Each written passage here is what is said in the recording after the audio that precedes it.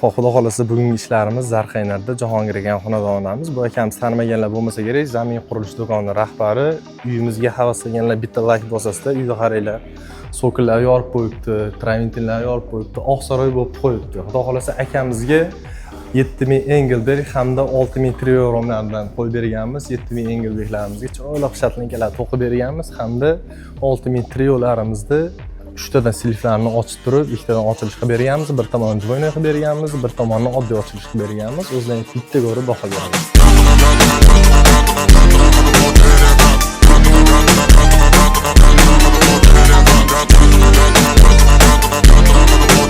Xo'p, akamizga termo 70 eshiklarni qo'yib berganmiz. Bu eshiklarimiz indamasdan 10 yil, 15 yil qilt etmasdan xizmat qiladi.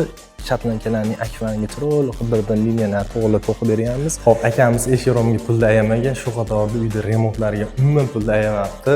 MDFlarni biz qilmaganmiz. Qaysi usta qilgan bo'lsa ham ishi zo'r ekan. Ko'rishinglar mumkin. O'ta moshni.